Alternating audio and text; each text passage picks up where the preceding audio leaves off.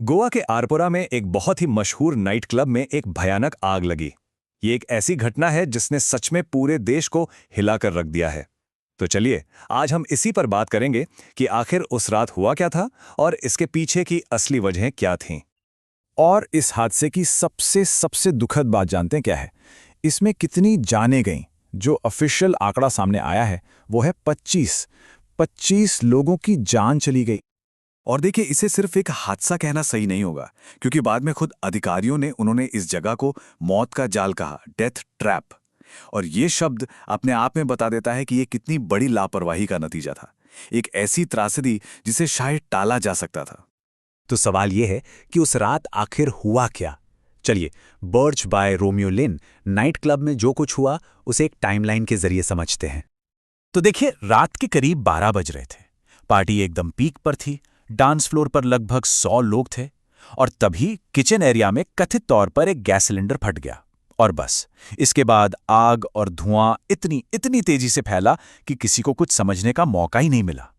और सबसे भयानक बात तो यह है कि ज्यादातर मौतें आग से जलने से नहीं बल्कि दम घुटने से हुईं। क्यों? क्योंकि लोग बेसमेंट में फंसकर रह गए थे और वहां से निकलने का कोई सही रास्ता ही नहीं था। तो इस हादसे का शिकार कौन लोग हुए? जो आंकड़े सामने आए हैं उनमें 14 तो क्लब के ही कर्मचारी थे, 4 टूरिस्ट थे और 7 लोगों की तो पहचान भी नहीं हो पाई है। मतलब यह हादसा कर्मचारियों और वहां आए मेहमानों दोनों के लिए एक जैसा कहर बनकर टूटा।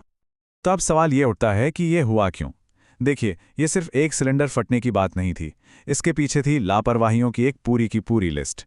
चलिए अब जरा उन सुरक्षा नियमों के उल्लंघनों पर नजर डालते हैं जो इस तबाही की असली वजह बने। आप सोचिए, वहां पर सेफ्टी नॉर्म्स को पूरी तरह से इग्नोर किया गया था।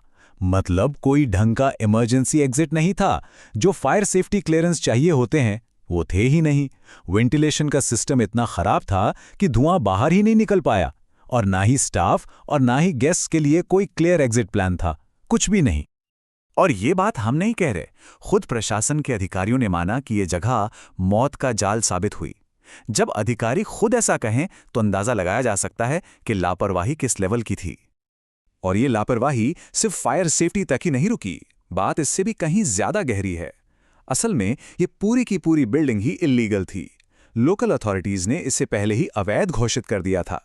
यहां तक कि इसे गिराने का नोटिस भी आ चुका था। लेकिन फिर एक बड़े अधिकारी ने उस आदेश पर रोक लगा दी, स्टे लगा दिया। अच्छा, इतने बड़ी घटना के बाद अब सरकार और प्रशासन क्या कर रहे हैं, किसकी जवाबदेही तय हो रही है? चलिए अब इस पर एक नजर डालते हैं। तो एक्शन तो तुरंत लिया गया है। सबसे पहले चीफ मिनिस्टर ने मजिस्ट्रेट जांच के आदेश दे दिए हैं। दूसरा, क्लब के जनरल मैनेजर को गिरफ्तार कर लिया गया है। तीसरा, जो क्लब के मालिक हैं उनके खिलाफ अरेस्ट वारंट जारी हो चुके हैं। और चौथा, राज्य सरकार ने पीड़ितों के परिवारों को मुआवजा देने का भी ऐलान किया है। सरकार इस मामले को लेकर कितनी सीरियस है, इसका अंदाजा गोवा के चीफ मिनिस्टर प्रमोद सावंत के बयान से लगाया जा सकता है।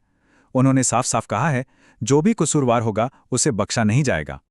लेकिन देखिए, ये कहानी सिर्फ एक नाइट क्लब की आग की नहीं है। यह हादसा पब्लिक सेफ्टी को लेकर कई बड़े और गंभीर सवाल खड़े करता है। तो चलिए समझते हैं कि इस पूरी त्रासदी के बड़े मायने क्या हैं। असल में ये जो घटना है ना, ये एक बहुत बड़ी प्रॉब्लम का सिर्फ एक छोटा सा हिस्सा है, एक लक्षण है। ये दिखाता है कि हमारे टूरिस्ट स्पॉट्स और नाइट लाइफ हब्स में सेफ्टी को लेकर कितना ढीला रवैया है। इससे वहां काम करने वाले और घूमने आने वाले दोनों की जान दांव पर लगी रहती है। ये सीधे सीधे रेगुलेटरी सिस्टम की नाकामी को भी दिखाता है। और सबसे बड़ा सवाल तो यही उठता है कि आखिर ऐसे इल्लीगल कंस्ट्रक्शंस चलते कैसे रहते हैं?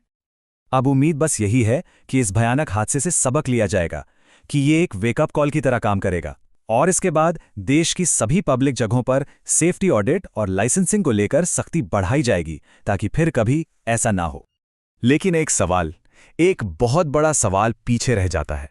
जब ये खबर पुरानी हो जाएगी, जब हेडलाइंस बदल जाएंगी, तो क्या सिस्टम में सच में कोई बदलाव आएगा? क्या ऐसे कदम उठाए जाएंगे कि फिर कोई जगह मौत का जाल ना बन पाए? ये एक ऐसा सवाल है जिसका जवाब हमें आने वाला वक्त ही देगा।